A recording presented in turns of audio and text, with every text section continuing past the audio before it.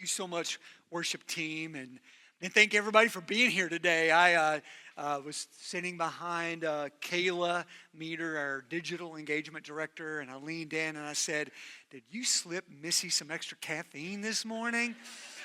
And she turned and said, "Actually, I don't think she has enough. That's what's going on." I'm like, "Oh, okay." I love it, man. I love the energy that she brings talking about next steps. And I love that because that's what we're here to experience. It's unique. Every time I come here on a Sunday, it's so easy for me to just kind of be like, "Here we go again." Or, you know what I mean? Like, this is what we do every Sunday, and this is what I'm a part of every Sunday.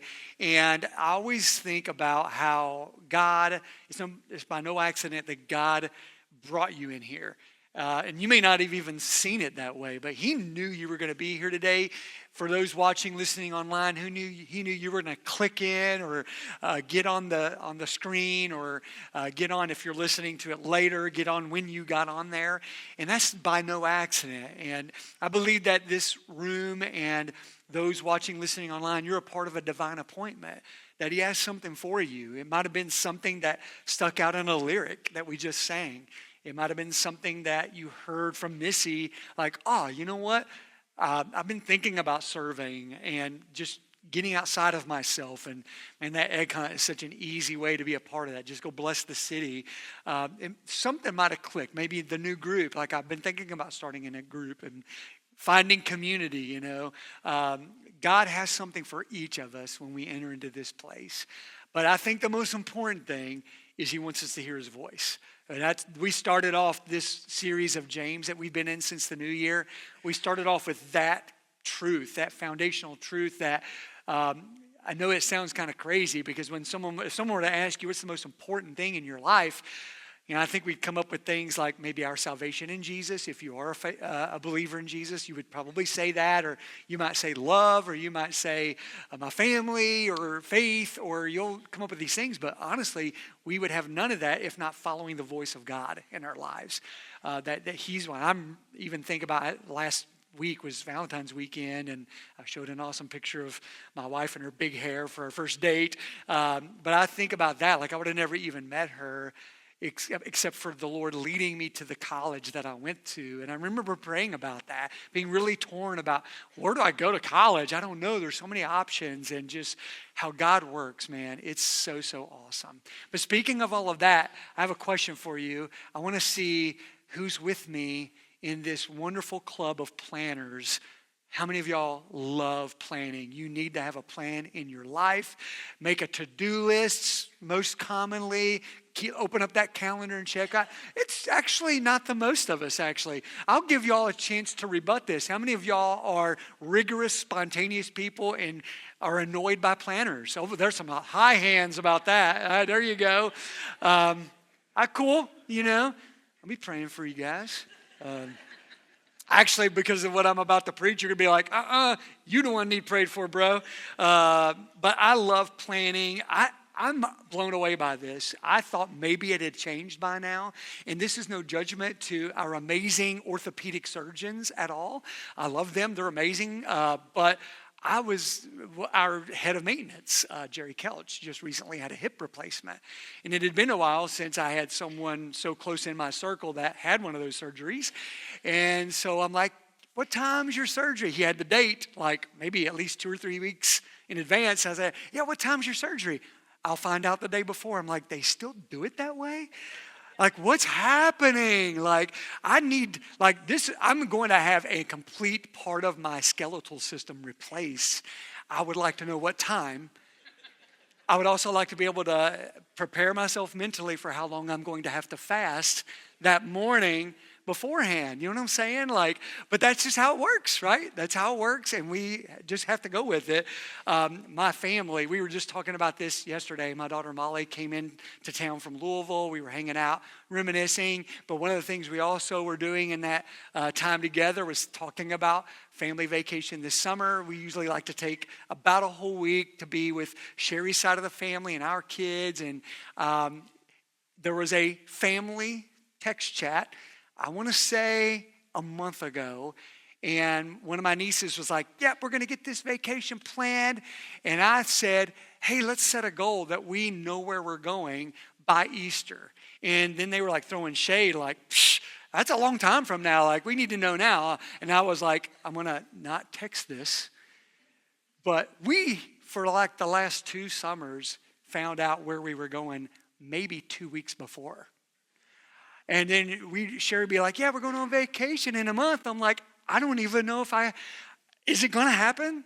Like, I don't know where we're going. Should I get excited about that, This is because I'm a planner, I'm stressing. I'm feeling like stressed about vacation because I don't know where we're going. That's me, though, because I'm a planner. I like to know what's happening. I got things. There were times I've had trips planned 6 months after vacation. Knew where I was going, had the flight number even. Don't know where I'm going 2 weeks from now with my whole family. That stressed me out, man. But planning is something that it's me. I know that it's something that I have to figure out. Like, it can be a good thing, but maybe it's not always a good thing. So what I'm about to read to you, we're actually going to finish James chapter 4, the next to last chapter in the book of James. We're going to start in James 4:13. And if you're a planner like me, this last part of James 4 was kind of written for us. But I would also say if you're super crazy spontaneous, you lean in also. It's definitely going to speak to all of us today. So here's what it says, starting in verse 13. It says, come now, you who say, today or tomorrow we will go into such and such a town and spend a year there and trade and make a profit. Yet you do not know what tomorrow will bring. What is your life? For you are a mist that appears for a little time and then vanishes. It's poetic, maybe even a little bit sobering and morbid, but this is good. Like, we need to hear this. And I'm gonna say something that sounds so sad, and it may even sound accusatory. And I don't mean for it to sound accusatory, because I don't even know that, I don't really think that James is saying this instantly to be accusational as much as he's being informational. Like, we need to know and understand that, and I've heard other people say this, if I live to be 100 years in the grand scheme of the history and timeline of the universe, and definitely in the grand scheme and the timeline of eternity, it's just a tiny blip on the radar of that timeline. But here's what I'm going to say. We make plans for our lives long term without knowing if we will even be alive to experience those plans. Again, it sounds morbid. Again, it sounds accusatory. This is just stating a fact. This is true of us, isn't it? Especially if you are a planner like me. I have dreamed and daydreamed and thought and imagined of what retirement might be like, or where I might be and what I might do and where I might go a year from now, 2 years from now, what my life will be like with how many grandkids, or what my own kids will be doing and what they will be experiencing. I mean, we think and even plan for those things, but the truth is, as we are doing that, we really don't know if we'll even be alive to experience those things. And again, this is not accusatory initially, it's just informational. And God just wants to point that out to us, that life in the grand scheme of things is short, that our lives on earth here are temporary. And if we're not careful, what we can begin to do is almost treat this place like it is the permanent place, like it is in some way our heaven, if you will. We don't really say that. We really don't use that terminology, but all the plans and all the thoughts and all the attachments that we're making really have to do with this temporary existence that we are in. So this is me. So what do I do about this? Well, James begins to talk about that. Verse 15 says, instead, you ought to say, if the Lord wills, we will live and do this or that. Now, this is where I'm very proud of my Appalachian American heritage, because my ancestors, they knew about this. And that's where they come up with this phrase, Lord willing, and the creek don't rise. That is so biblical. That is verse 15 of James 4. I mean, James left the creek out of it. But this is exactly right. Now, I will say, this isn't like, and I think that I've used it this way. I think a lot of my friends, especially down in southeastern Kentucky, have used it that way. This is our off the hook thing to say when we've made a plan that we better make sure that plan succeeds. Like, yes, this is going to happen. We're going to do this. I mean, Lord willing, and the creek don't rise, but this is going to happen. Like, we're sort of, if we put the asterisk on there of this, then it kind of gets us off the hook. We're not really disobeying James 4 if we add that on there. But honestly, this is really good.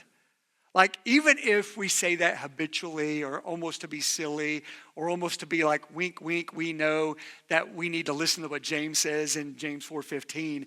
But it's actually really good. Like, what would happen if I really, truly put the Lord willing asterisk on every plan I make? Like, every plan I make.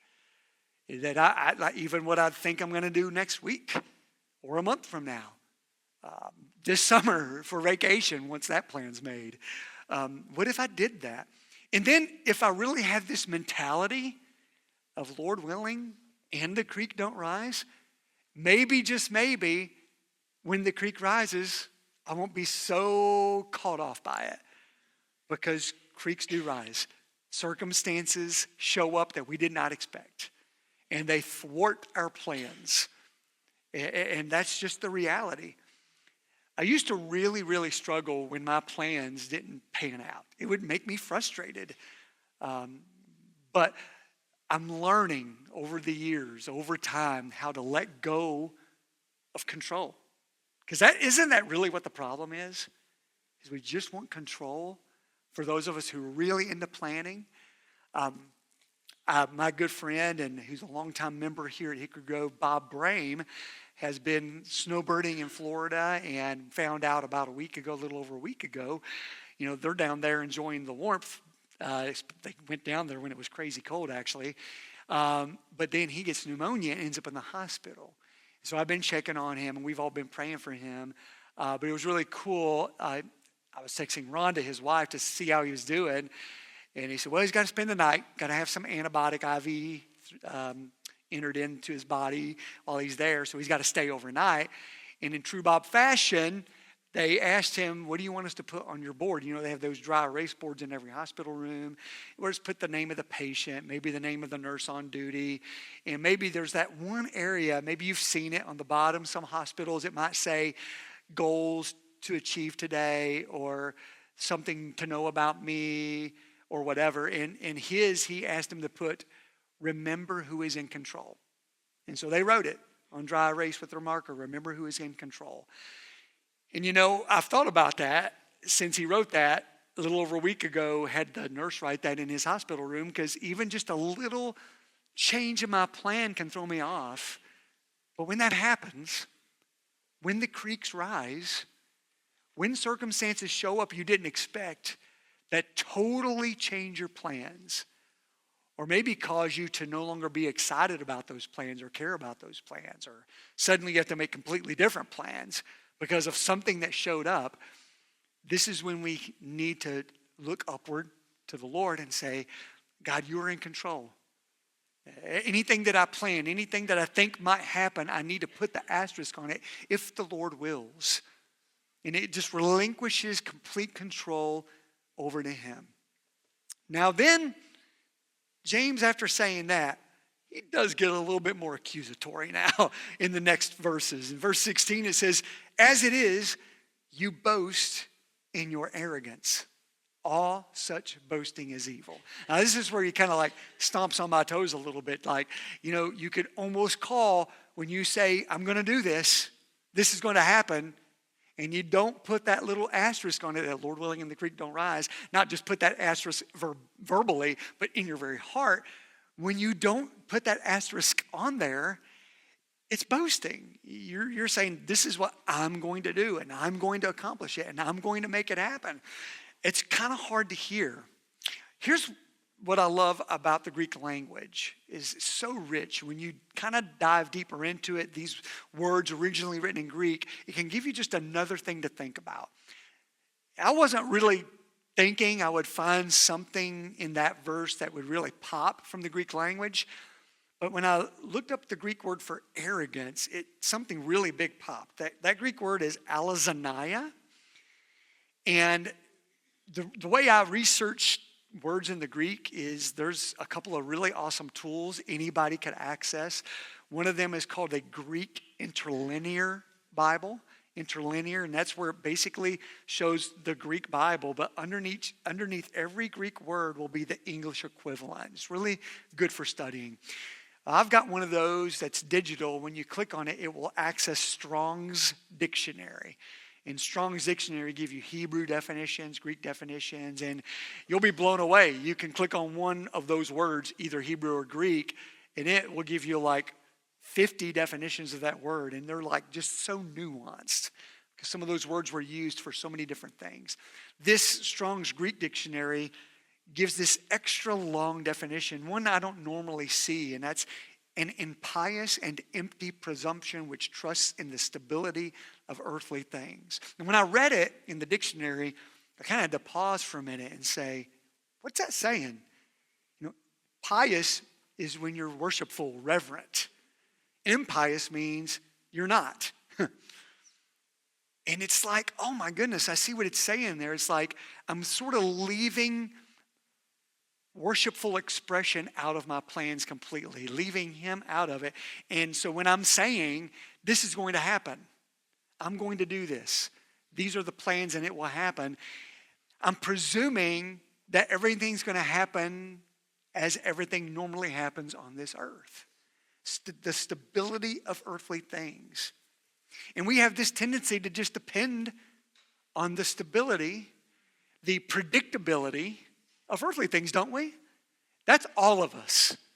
How many of you all, when you got up and you started to get ready for church and you started to go out the door, how many of y'all literally felt deep within your heart, I am confident that I'm going to struggle starting my car today. I don't think that thing's going to start. Now, you might have one of those cars I've driven a lot where maybe that's a common thing, but you didn't think of that. Most likely, you didn't have this gripping, fear, sick feeling like, I don't think it's probably going to start today. And if that happens to you often and you've got a really good car, I don't know, maybe some therapy is necessary. If you're always afraid it's not going to start, you've been traumatized by a car in your past that you maybe have driven as a teenager. I don't know. But we don't think that way. But when it happens, doesn't it? Like, this was not in my plan. The car won't start. What are we going to do? Just something simple like that reminds us that we depend on the stability of earthly things. I'm going to wake up feeling good. I don't go to bed thinking, I feel really good, but I'm probably going to wake up sick. I don't go to bed thinking that way. I don't wake up thinking I'm going to suddenly lose income or that someone I really care about that I'm in a really good relationship with is going to say or do something that's really going to hurt me. I don't say, I'm going to do X, Y, and or Z, and it's probably not going to come together. Most of the time, I feel confident it's going to come together. And all of this sounds innocent. Like, we all do this. And there's so many worse things that we could do. But James isn't letting this go. And there's a reason he's not letting this go. I think we could just dismiss this as like human innocence. We all do this. Ha ha. It's not that big of a deal. No people are harmed in us making plans and not doubting that they're going to come together. But here's a question that I believe James is wanting us to ask ourselves. When I plan but don't pray, who or what is Lord in that moment? When I plan but I don't pray. I have learned from so many friends in my life, right here in our church family, like sometimes I get caught off guard. Someone will say, we're going to stop right now and we're going to pray about this. And you would think as a pastor, that would be norm. That maybe even I'm doing that more often. But I mean, I was on a board, in a board meeting for a Christian camp. And it's a meeting, And, we make plans and we're looking at budgets and we're approving things and we're hearing reports. And a friend of mine named Melody Boyce, she just stopped and said, you know what? We've been talking about a lot of stuff. We just need to pray right now to the Lord about this. And it jarred me in the best way. Like, that's something I need to be doing in my own life privately as I'm doing my own thing and typing something in my own laptop and making plans and doing stuff. Like, let me just pause and say, Lord, this is what I'm planning on doing. This is what I am putting into action. But Father, you are Lord. You are God. And maybe this isn't your will. Or maybe it is your will, but something's going to come up and thwart it. And I don't know what to think about all those things. But Father, I just pray that if it is your will for this to happen, that you allow it to happen. But if it's not your will, don't let it happen. Like, you be in charge. And I trust you with the outcome. Like, what if we did that way more often? Now, I want to pause here and say, please, please don't take this as a message, as a teaching that's pushing you into becoming grossly legalistic in the way you think about things. Like, oh, I was going to go to Skyline for lunch, but I guess now we got to stop and pray about it. I mean, you can if you want to. There's nothing wrong with doing that, but I don't want you to be like, man, I guess because of that sermon today, I have to feel guilty when I don't even think about it and I plan to go somewhere in the next hour and I go and do that. Like, that's not what's happening here. Let's not lose the point by getting in the weeds with legalism. This last verse that I want to read to you is, I think, the one that really hit me the hardest in the best way. I refer to it like a plot twist verse. Like, all this time, in just those few verses we're reading, it's like James is saying, listen, don't be boastful and make plans and just assume they're going to come together, like, say, Lord willing, and have the mentality and the heart posture of giving all those things to the Lord, and then that's it. No, there's actually even something bigger at stake here. In this one last verse, he says, so whoever knows the right thing to do and fails to do it, for him it is sin. Like, you could almost take this verse and completely isolate it away from all the verses we just read, and that could be just a verse we would build a lesson upon, right? Like, hey, if you know the right thing and you don't do it, then that's sin. Like, I remember hearing in my early years of following Jesus that there were two types of sins. Maybe you've heard that too. Sins of commission and sins of omission. Sins of commission, doing the thing you shouldn't do. Commission, committing a sin. Sin of omission is leaving out a good thing that you should have done. You didn't do it and you should have done it. And so I grew up hearing that. And so you could build a whole lesson on just that. But context matters in a big way here. Because James hasn't been saying everything he's saying just to get you to think about that trip you've got planned weeks from now, months from now, maybe even a year or even years from now, and say you should feel guilty about that and give that over to the Lord. That's not the intention of this passage. The intention of this passage is to not be so arrogant as to think, I'll be doing this next Sunday. Our life is a mist. It's brief. And though it's good to be responsible about the future, it's good to have plans. It's okay to do that. That we must hold them loosely before the Lord and say, God, I don't know what tomorrow holds. I don't even know if I will be alive next week, next month. But Father, you lead me, you guide me, you show me the way. I will do whatever it is you're asking me to do today. It's like James is saying, what I want you to see is not guilt about planning for future things without always saying, Lord willing, and the creek don't rise. But look at the present and see what he would have us to do today. Another Greek word there that I didn't think would pop is the word that's translated right thing in this verse. That Greek word is kalan or kalon. And there's so many little word nuances for that, but the one that really popped for me is that this word is also used to call something beautiful. Beautiful, good, admirable, or right. So in other words, do today what you currently know is the beautiful, good, and right thing to do. Now, let me just back up a little bit, and I want to park on that word beautiful for just a moment and say, isn't that what we chase after, honestly? That we're just chasing for something beautiful. We're chasing after it. We're pursuing it. We may want a more beautiful body. We may want a more beautiful life. We may want a more beautiful home. We may want a more beautiful environment or existence or a more beautiful way of life. We are chasing after beauty. But God, through James, simply reminds us that the real beauty is in this one moment I have right here and right now to do the right thing right in front of me. That's the real beauty.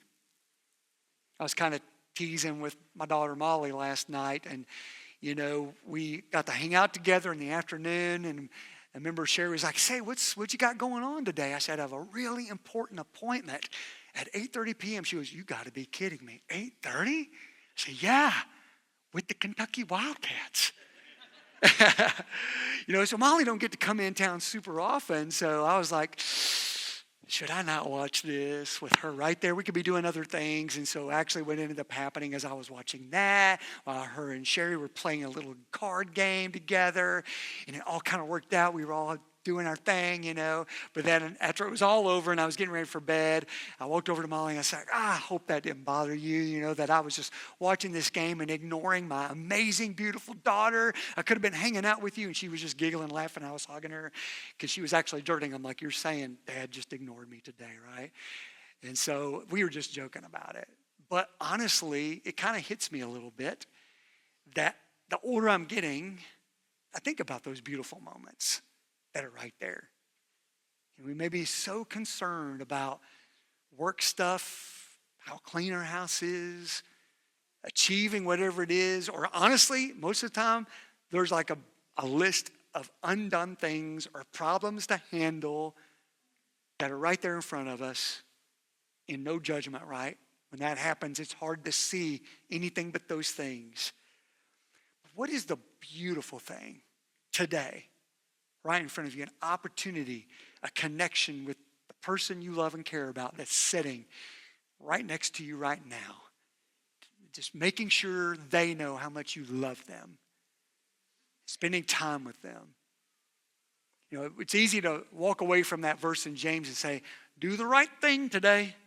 It's bigger than that. It's like missing the moment that you don't want to miss. In fact, that Greek word translated sin, it's been well documented that that's an archery term. The Greek word is hamartia, and it literally means to miss the target or miss the mark, like what I do every time I've ever shot an arrow. I cannot do that. We have a lot of archery pros here in our schools. Archery is really big right now, and I'm amazed at how they can do that, hit that target. So I would say we are missing the mark when we miss the moment. Don't forget that that's a big deal to miss the moment right in front of you, to do what God is calling you to do right now. You can't control what's going to happen 3 hours from now. You can't guarantee what's going to happen 24 hours from now or even 24 minutes from now. You don't have guarantees on that. But this very moment, right here, right now, is what you have. And to not do the beautiful thing, the good thing, the right thing in this very moment would be missing the moment, would be missing the mark. Jesus was an amazing storyteller. And one of the wildest stories he ever told is found in Luke 12. And he basically just told this story that sounds like something we would cheer on here in today's world. This guy was a farmer, and he just had a complete amazing bumper crop harvest season. It was so successful that he tore down, Appalachian American, Creek don't rise. He tore down his old barns and built all these new, bigger barns. and put all those surplus crops in all those barns. Like, we would cheer that on, like, man, kudos to you. Success story. Record a podcast and let us know how you did that. We would be okay with that.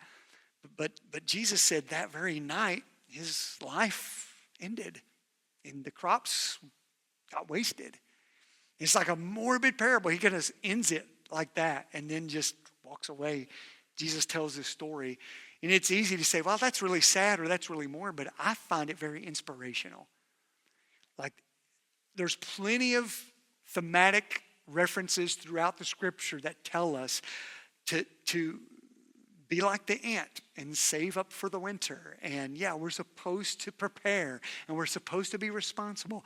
But in our efforts to do that, if that is the thing and the most important thing and the biggest thing and the only thing, we're going to be so upset when we look back and see that we missed the moment right in front of us, where we could have loved who God put there in our lives in that moment.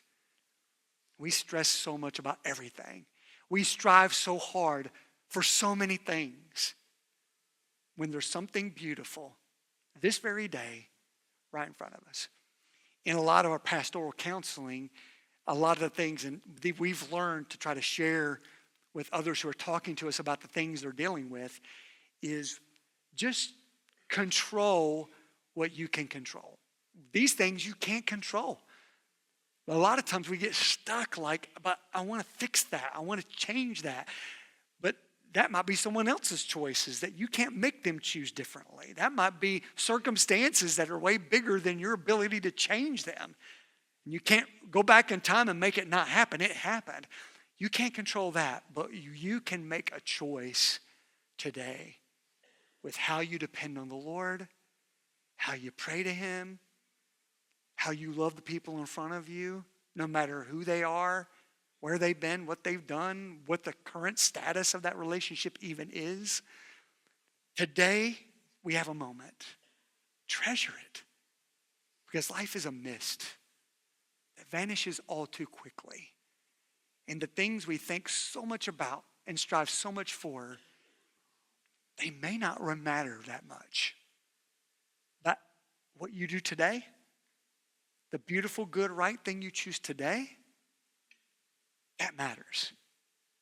And I actually believe what God is trying to tell us is an amazing life to live is a life that does that moment by moment, every day, stacking beautiful moments, depending on the Lord every step of the way, not having to control all the circumstances. And when we live like that, man, it's a good life. It's a life of faith.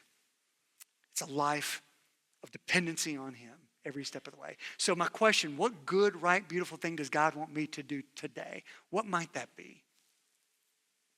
Don't let your desire for a preferred future cause you to totally miss what God wants you to do right now. And before I pray, could it be that you're here in this place today, or you're watching, listening online right now, and the beautiful thing that you've not done yet is to actually stop in your life and turn your life completely to Jesus.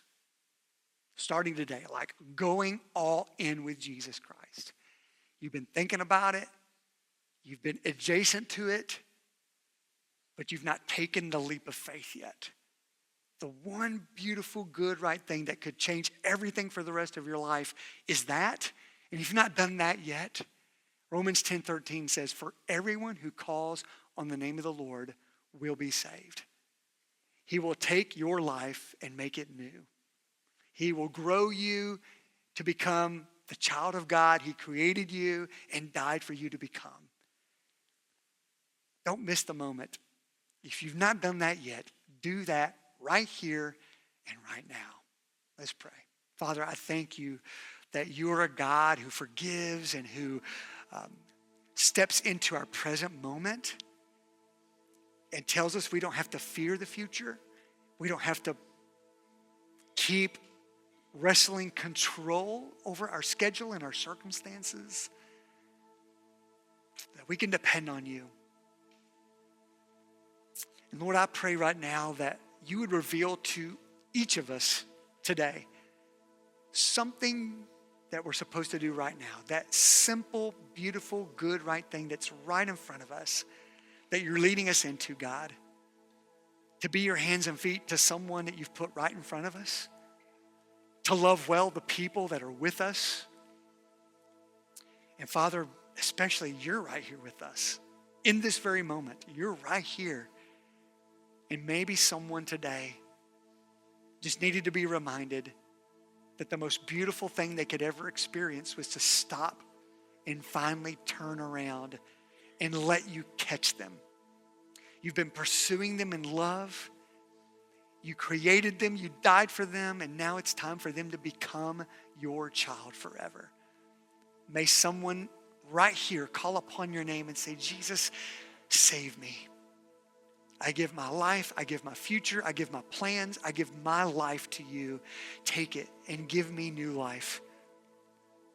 Father, I pray that whoever might be praying that to you right now, that you would help them to feel the weight of having to control their life lifted. And help them to feel your arms wrapping around them saying, you are my child, now and forever. Father, thank you for being our good shepherd who leads us into whatever future you have for us. We trust in you, and we ask you to show us today the beautiful, good, right thing you want us to do today. And we pray it all in Jesus' name. Amen.